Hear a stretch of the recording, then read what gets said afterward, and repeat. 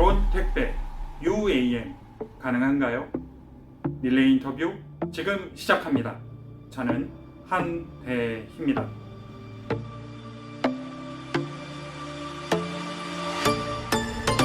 자, 이제 국토교통부 도착했습니다. 가시죠.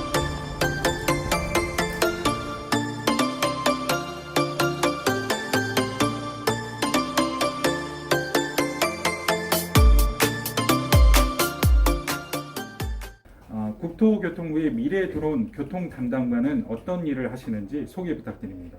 드론에 대해서 굉장히 많은 분야가 있는데 저희 미래드론 교통담당관에서 담당하고 있는 업무의 영역은 드론을 활용해서 물건과 사람을 나르는 일, 그리고 드론이 체계적이고 안전하고 효율적으로 날아다닐 수 있도록 지원하는 드론의 교통관리 시스템인 UTM에 대한 업무를 하고 있습니다. 네, 감사합니다. KUAM 중요한 추진 계획 몇 가지만 말씀해 주실 수 있을까요? 예, 저희 KUAM 로드맵에서는 저희들이 25년에 최초 상용화라는 것을 목표로 제시한 바 있고요. 이를 달성하기 위해서 여러 가지 일을 추진을 하고 있습니다. 지난 3월에 발표한 기술 로드맵도 그에 대한 일환이라고 보면 되겠고요. 저희들이 이제 이 기술 로드맵과 로드맵을 달성하기 위해서 추진하고 있는 것은 결국에는 UAM 생태계 전반을 조성하는 일이다라고 보면 될 것 같습니다.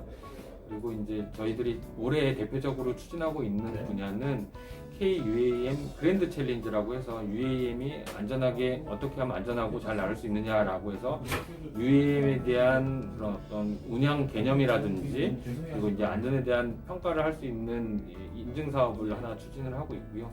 그다음에 기술 로드맵에 대한 후속 조치로서 이 KUAM의 어떤 우리나라의 UAM 관련된 기술 수준을 전반적으로 높일 수 있는 R&D 프로그램을 기획하고 있습니다.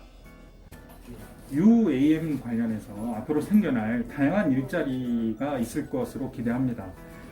UAM이 상용화되었을 경우에 과장님이 생각하시는 유망한 일자리 몇 가지만 소개 부탁드립니다. UAM은 어떻게 보면은 산업 생태계를 하나를 완전히 새로 만들어 나가는 겁니다. 기체의 제작부터 해서 기체의 운영, 그리고 이 기체를 서포트할 수 있는 각종 보조 사업까지 여러 가지 일자리가 있다고 보고요. 결국에는 이제 그 단계를 따라가다 보면은 UAM을 제작할 수 있는 기체 제작 분야가 있을 것 같고요. 그 다음에 이 UAM을 운영할 수 있는 이제 UAM의 조종 분야라든지, 그 다음에 UAM에 대한 관제, 그리고 UAM에 관련된 여러 가지 서비스들이 있습니다. UAM은 뭐 기상이라든지, 그다음에 지형 정보 이런 것들이 굉장히 중요하기 때문에 이런 것들에 대한 어떤 추가적인 정보 제공을 위한 일자리가 생겨날 수도 있을 것 같고요. 버티포트라고 해서 UAM에 대한 이 이착륙 장애를 관리하는 이제 분야가 따로 있기 때문에 그런 분야까지 해서 굉장히 산업 생태계 전반이 새로 구축이 되는 거기 때문에 어떤 한두 개를 지적하기에는 굉장히 많은 UAM 전반에 대해서 일자리가 생겨날 거라고 보고, 기존과 유사한 측면이 있지만 기존과는 분명히 다른 그런 일자리들이 생겨날 거라고 생각합니다. 학생이나 일반인들을 대상으로 UAM 관련 강의나 설명을 하다 보면 UAM이 정말 가능한가? 라는 질문을 던지는 분들이 종종 있습니다. UAM이 잘 와닿지 않는 이유 혹시 무엇이라고 생각하시나요? 사실은 하늘을 나는 자동차에 대한 이야기는 굉장히 오래전부터 있어 왔고요. 그 이야기는 있었지만 실질적으로 이루어진 결과물이 없었기 때문에 또 이번에도 그런 게 아니겠느냐라는 생각을 하시는 분들이 굉장히 많은 것 같습니다. 그렇지만 이 UAM이란 분야는 그동안의 그 공상과학 소설들이 기술 발전에서 점차 이루어질 수 있는 단계에 이르렀고, 현재에는 UAM 기체를 개발하는 업체가 세계적으로 300개에 이를 정도로 굉장히 많은 업체들이 UAM에 대해서 의욕적으로 이제 도전을 하고 있고요. 단순히 업체들에서만 그렇게 하고 있는 게 아니고 이 각국의 정부에서도 이 기업들의 노력을 뒷받침할 수 있는 체계를 구축하기 위해서 열심히 노력하고 있습니다.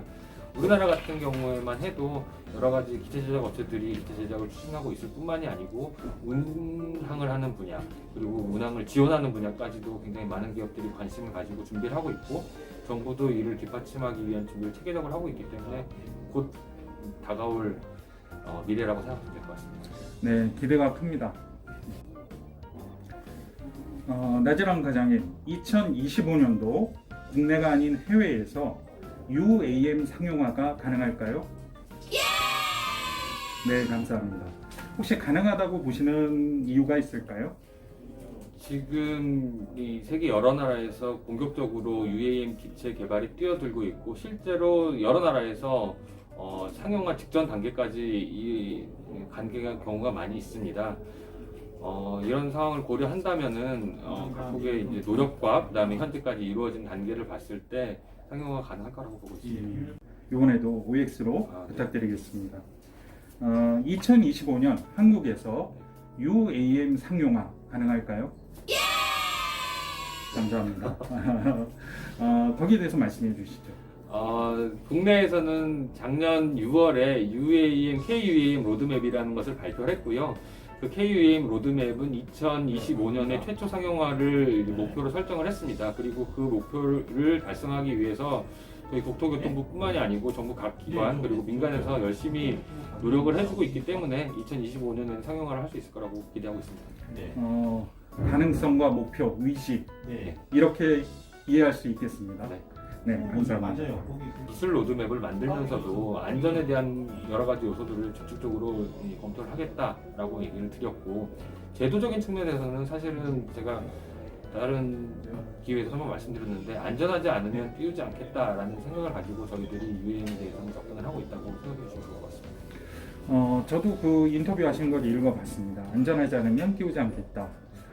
굉장히 단호하고 참 여러 가지를 함의하고 있는 표현인 것 같아서 마음에 와닿았었습니다. 상용화 초기에 운임 수준을 어떻게 예상하고 계신가요? 가령 40km를 기준으로 해서 질문드리겠습니다. 아무래도 이제 초기 단계이고 기체 양산이라든지 인프라구축 비용, 그다음에 이용 수요가 많지 않다는 점 등을 고려했을 때에는 비싼 교통수단이 될 수밖에 없을 것 같습니다.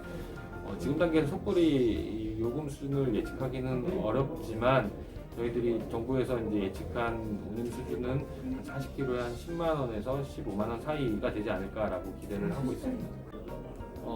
저희들이 이 비용을 그냥 뽑아낸 건 아니고요. 사실 기체 가격이라든지 여러 가지 운영 비용 등을 다 고려를 한 거고 여기에는 결국엔 운영업체의 이제가 초기에 가질 수밖에 없는 일부의 적자폭도 이제 같이 포함됐다고 보시면 될 것 같고요.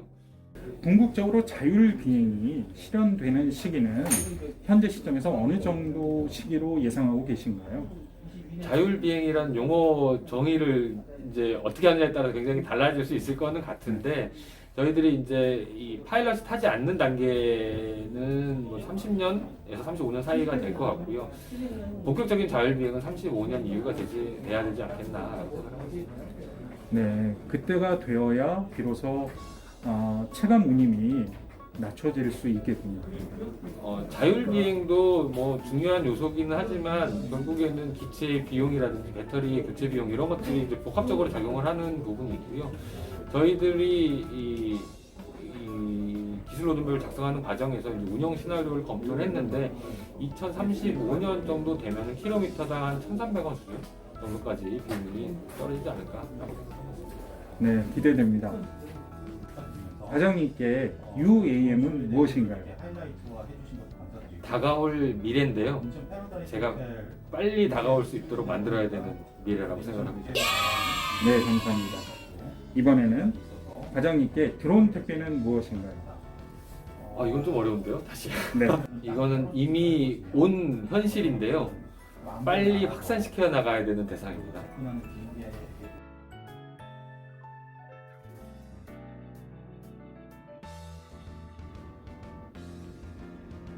이번 인터뷰는 여기까지입니다.